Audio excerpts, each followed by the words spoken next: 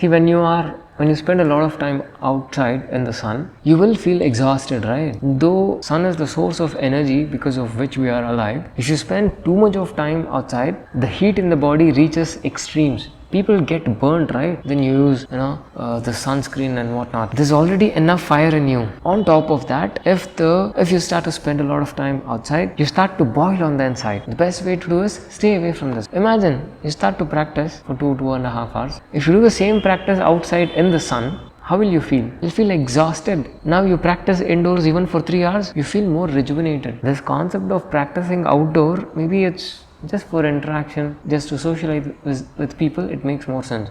But you can't do outdoor practice every single day. It doesn't make any sense at all. And as I've told you before, you're still a small lamp. A small lamp's importance is felt only when it is kept in a small room. If you place a small lamp in the middle of the ocean, it by default loses its identity. It's lost. And when you're doing a lot of sadhana, if you spend a lot of time in front of a blazing fire, too much of heat that comes from the fire is not good for you. Because when you're doing a certain set of practices, we have something called as homeostasis. It is that state where all the systems in our body is functioning the way it has to function. It is stable. There is no ups, there is no downs. Everything is going the way it has to go. When you spend a lot of time in front of fire, naturally that the heat from the physical fire has an adverse effect on the body. See, when you're cold, you light a fire, you sit in front of it, the body gets warm. Imagine you are staying in a place where actually the body temperature is whatever it has to be naturally. Have you ever seen an Indian home having a corner dedicated to fire?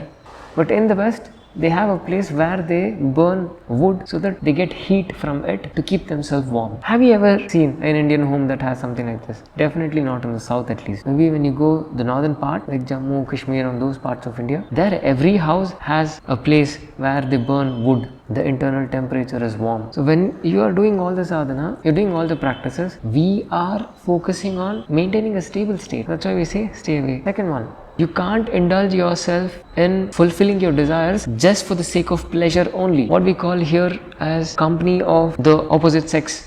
Definitely no. And you also know. See, the purpose of giving birth is very sacred and procreation must be driven by a purpose. There are people who just pursue this out of pleasure. What does that happen? The energy is drained out. The best example for this is the rishis of the earlier times. They used to have family. They used to have kids. And yet, when you go and have a conversation with them, you don't feel like, they have a family at all. They have kids, have everything that a normal household family has, but yet you feel like, oh no, there's something very unique with respect to these guys. What is this?